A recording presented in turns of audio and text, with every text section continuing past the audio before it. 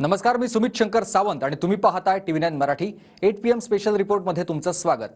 सुरुवातीला एक महत्त्वाची बातमी विस्तृत आपण बघूया। गृहमंत्री देवेंद्र फडणवीसांसह जातीवरून आक्षेपार्ह विधान करणाऱ्या व्यक्तीला पोलिसांनी अटक केली आहे। मात्र ज्या प्रकरणावरून भाजपनं विरोधकांवर रान उठवलं होतं ती मूळ व्यक्ती ही अजितदादांचीच समर्थक असल्याचं समोर येत आहे। राम कदमांनी सभागृहात ज्यांचं नाव घेतलं तो विधान करणारा नसून फक्त शेअर करणारा आहे। मात्र 3 दिवस मुख्य व्यक्तीला नावाबद्दल गुप्तता का बाळगली गेली यावरून चर्चा सुरू आहे। पाहूया। एक फार मोठं षडयंत्र त्या व्हायरल व्हिडिओच्या माध्यमातून समोर आलंय। माहिती घेतल्यावर कळलं याचं नाव आहे योगेश सावंत। सभागृहात चुकीची माहिती देत भाजपचे आमदार राम कदम यांनी ज्या व्यक्तीचा व्हिडिओ शेअर केला आणि ज्यानं विधान केलं त्यांची नावच बदलून टाकली।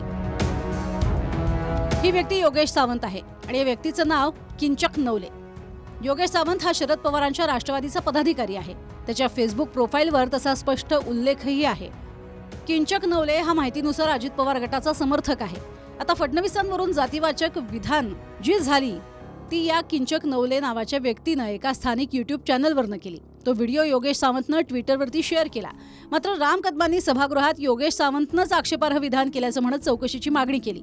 मात्र प्रत्यक्षात आक्षेपार्ह बोलणारा अजित पवार गटाचा समर्थक असेल तर त्यावर सत्ताधारी का बोलले नाहीत, त्याच्यावर इतक्या दिवसांनी कारवाई का झाली हा प्रश्न विचारला जातोय।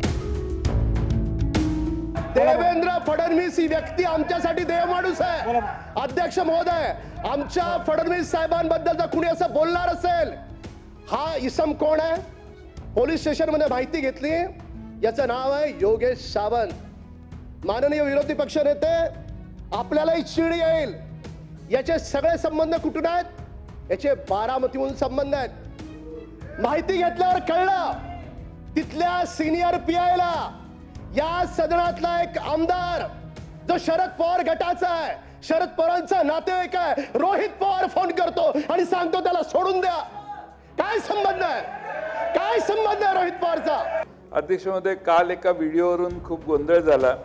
त्यावर बोलताना आशिष शेलार साहेब, राम कदम साहेब यांनी काही भूमिका मांडली।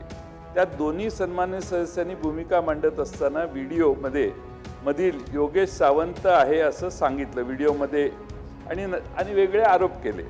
मुळात म्हणजे योगेश सावंत हा त्या व्हिडिओतील व्यक्ती नाही, तर योगेश सावंत यांनी तो व्हिडिओ सोशल मीडियावर शेअर केला होता।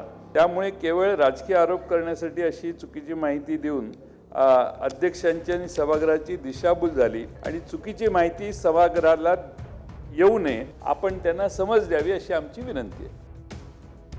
किंचक नवलेचा जो वादग्रस्त व्हिडिओ व्हायरल झाला त्यात तो अजित पवार गटाचा समर्थक असल्याचं शीर्षक आहे।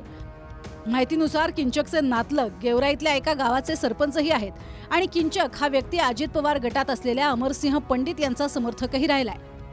किंचकने काही गुन्हाच केला नाही असं माझं वैयक्तिक मत आहे, कारण की त्यांनी ती समाजाची भावना माध्यमाच्या मार्फत सरकारला पोहोचावी या हिशोबाने तो बोलला आहे। राजकीय अस्तित्व संपवून टाकू ही त्याची भाषा आहे।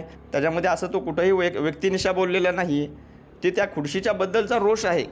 एखाद्या खुर्शीवर असणाऱ्या जबाबदार माणसाने कसं वागायला पाहिजे, त्यांनी समाजाबद्दल काय नैतिकता ठेवायला पाहिजे। आज 50% समाज घटक जर रस्त्यावर उतरत असन आणि तरीही तुम्ही त्यांच्या मागणीचा सद्विचार करत नसतान तर त्या संबंधित सर्व लोकांनी राजीनामे देऊन बाहेर पडायला पाहिजे। एखाद्या आक्षेपार्ह विधानाचा व्हिडिओ शेअर करणं हा देखील गुन्हा आहे। मात्र जाणकारांच्या मते आक्षेपार्ह बोलणारा आणि शेअर करणाऱ्यांवर कलमं वेगवेगळी लागतात।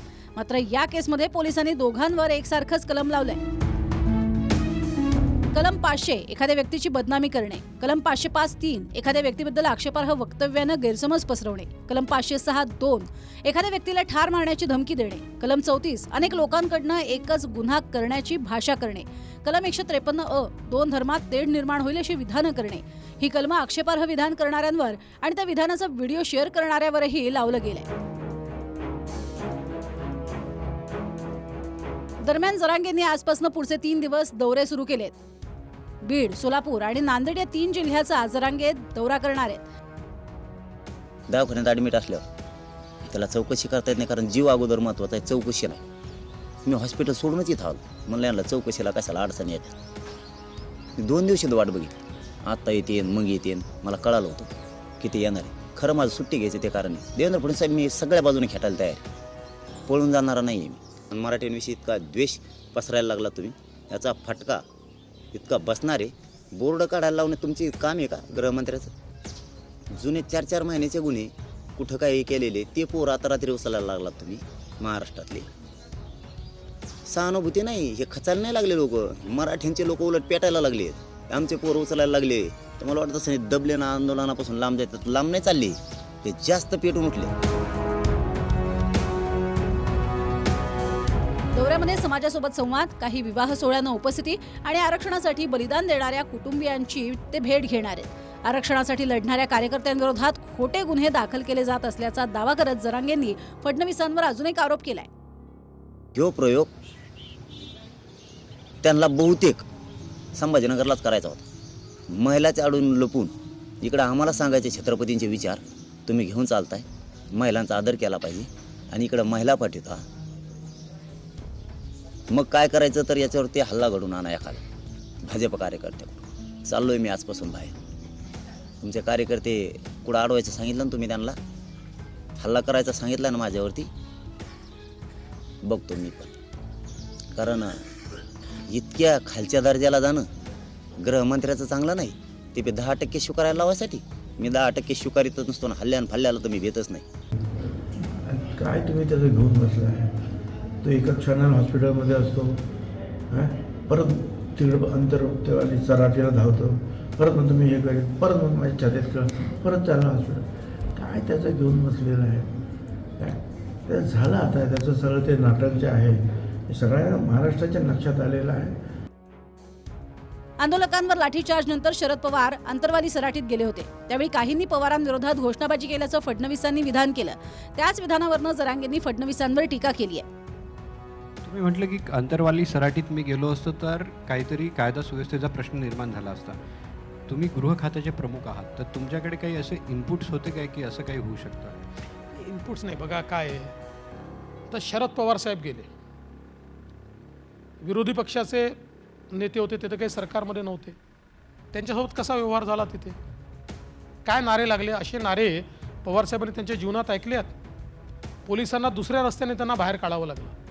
कारण त्यावेळी जसे प्रामाणिक आंदोलक त्या ठिकाणी होते, तसे हौसे नवसे गवसे जमा झाले होते. TV9ला त्यांची ती ही होती, बाईट होती. ते म्हणले उभ्या जिंदगीत शरद पवार साहेबाला आंतरवालीत बोल घेतो, उभ्या जिंदगीत कुठंच बोलले नसते देशात, इतके आंतरवालीत बोलले. आणि त्यांना ह्या रस्त्याने जायचं, ह्या रस्त्याने पळून जावं लागलं. हे देवेंद्र फडणवीस साहेबाचं स्टेटमेंट आहे. कसं काय म्हणता मग आमच्या मागं तू तरी? इकडून तुम्ही म्हणता ते उद्धव ठाकरे साहेब आणि ते दोघं, आणि इकडून तुम्हीच म्हणता असे हाल झाले. काय बोलता राव, काय स्टेटमेंट आहेत तुमचे? तुमचं तुम्हाला कळा ना, तुम्ही काय बोलताय ती. Bureau report, TV9 Marathi.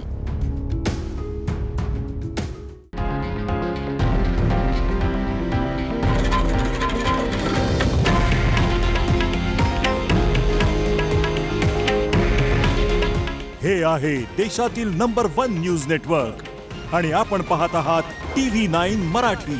काळजी तुमची, हित महाराष्ट्राचं.